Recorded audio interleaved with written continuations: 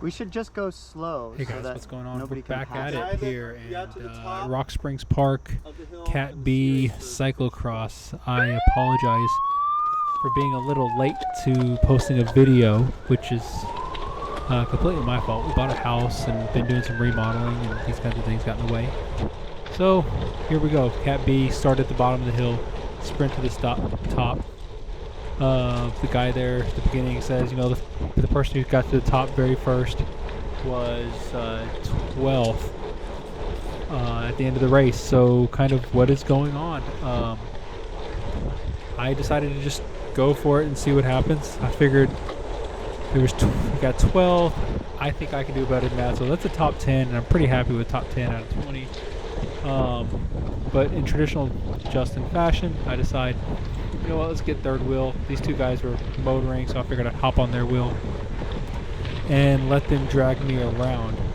So we're going to take a full lap of the course here at Rock Springs Park. And kind of, I think of this course as being a tell of like 3 or 4 sections where they just progressively get more and more difficult until you reach the start-finish line again. And they're kind of broken up by these little cobble brick road sections, or just like a little road section.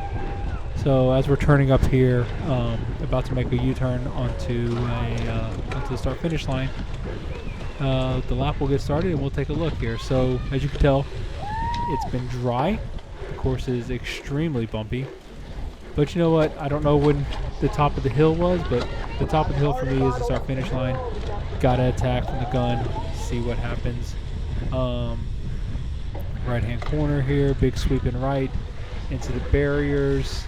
I kind of wanted to be first, ride them, rolling pretty good. A little slow, but it's okay. Just more about maintaining position here. I have no power overlay because my power meter was... I just got a new power meter, RMA, and I forgot to actually like set it up and make it work on the day because we were rushing and it was kind of a crazy morning. But yeah, so this is the fun part. So this is section 1, the fun part. Big, windy, sweepy corners, pedal through everything. It's awesome. And as you can tell, the whole course is like everything's strung out already. So in front of us is going to be the single speeds, and behind us are the ladies. You'll see me catch a few ladies over the course of this ride, which is good. This is new for this year. This is the wooded section. Oh, yep, a little. It was really bumpy, but the new crux with the gravel geometry worked out pretty well in this area. Felt very, very stable. Able to keep putting the power down. I found it was a whole lot easier to stay on people's wheels through that section than kind of what it looked like a lot of other people were fighting to go through. So here I am, first place, rolling through. And here in just a second, I'll get past, which is fine. Doesn't really matter to me. It's still early. That guy eventually wins the race. I looked at the pictures afterward and realized that he looks like he's like 50 pounds lighter than me, which is always a good sign. First dismount of the year. Not bad. Dismounted a little early. Single speed guy right there on the right. All these coffee right here beside us. I'm gonna just kind of make him close the gap. I'm gonna chill into this hairpin, and this kind of ends section 1. Section 1 of the fun, flowy stuff. Section 2 is where it starts to get a little bit more technical, and as my wife found out during her race and our pre-ride, this is where the big off-camber hill is, the rock, if you will. And it's just fun, right? It's a good ride as long as you can keep your feet in the pedals and not bounce all the way down. So this part of the course got a little bit more technical, a little bit less flowy. And life just kind of gets a little more bumpy. Life gets a little bit more crazy, which is fine. I don't mind. It was punchy in this area though, so up and down this hill, up and down this hill. That's kind of all we did the whole day. That's a steak. And kind of the defining feature of this whole section is right here. This big off-camber corner. It's not much in the dry, but If there's a little bit of water on the ground, this would be a whole lot more fun. You can just kind of ride it all the way down. You don't have to brake into that corner. I broke every single time into that corner for whatever reason. You can hear my brakes running the whole time. But this is section 2. A little bit less flowy than the previous one, a little bit more punchy. But here we go. It's punchy, but it's fine. They open up a little gap here on me. But as we make this right-hand turn, I get back on the wheel on this little uphill road section. This section was actually headwind, so I was about to go nowhere near the front. But these two guys, if they want to push the pace on the front, that's perfectly fine. And this kind of starts the third section. A little bit more technical, fast downhill is kind of how I think about it. Climb all the way to the top and it's just like downhill all the way. Sweeper, brake there, brake too much here. The line there is actually fast wide. Cut in close. I don't figure that out until much later. I didn't get enough pre-riding on the course. This corner, no, this corner was fine. This corner was awkward, but you can kind of take it to the tape and be fine. This next corner after this one, it was a little awkward because it was fast, it was downhill, it was on camber, but then it flattens out at the bottom, and it always sketched me out, so I just stayed wide most of the time. Looking back now, I rode it perfectly fine the first time. Don't know what happened here. So I realized that I messed up that corner, and there's a guy right on my wheel. So I just kind of, yeah, I know he's going to go through. It's fine. I don't care. Lose one position. The wheels aren't really dropped. It's fine. Through this section, there's like some areas of like really big holes, so you just bunny hop those. Off you go. And these last two hairpins that are kind of uphill, section 3, done. Now it comes into section 4, or the section where I felt there was absolutely no flow, which thank you, Tom, appreciate that. It was every single time you'd start getting any flow, every time you start getting into a rhythm, you would just be jamming brakes, and we'll see kind of what happens here on the first lap that causes some problems within that. So here we go into this next non-flow section area. Barely down here. Pace is hot.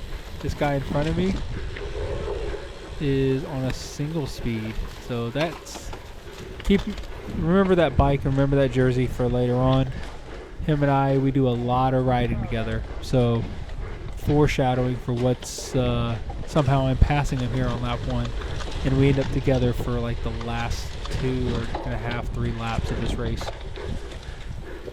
So it's like every single time you get some momentum, you would just have to brake real hard. It's a real steep uphill that kills all your momentum. It's just out of the saddle, clack, clack, clack. Up the gears, down the gears, up the gears, down the gears. This corner is super fun, super fast. Right into, hard on the brakes. And if you're super unlucky like me, you mess it up. Here we go. Losing positions as I'm sitting fighting with myself. So that's 2 positions lost right there. I'm in 6th. Damn it, right? And it's just unfortunate. So, but I tell myself, it's not over. It's 6th place. It's fine. This guy in front of me seems to be slower than me, so if I just get back on his wheel, life will be good. Right up here, I see my good buddy Gary. Gary! Hey, man. He's one of the only few people from Southern Illinois that makes it out to St. Louis for all these races. So it's awesome to see some other Illinois folks out. So here I go. That was the end of section 3, the no flow section. Section 4 is it's maybe 100 yards down this hill. It's all switchbacks. 1, 2, if you get these right, they're perfect. 3, and I'm kind of timid. The reason why I'm kind of timid is because this next corner right here, I dumped it in pre-ride, and it's kind of just like roll all the way around the hill. It's kind of funny. Here we go. We're back. Kind trying to back at it. It's fine. I'm a little off the wheel. I got new tires for this year. Still trying to find the grip. Find the grip levels.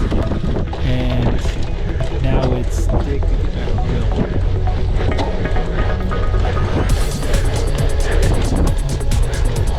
And I'm probably doing the same thing for a while there to get back on the wheel. Back on the wheel. We're good. Setting in. And I don't think you guys get to see much of my racecraft here, but there is upcoming pass and just pretty proud of it.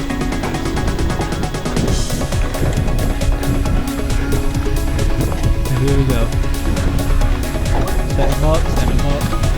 Put the little switcheroo action. Come back on the inside.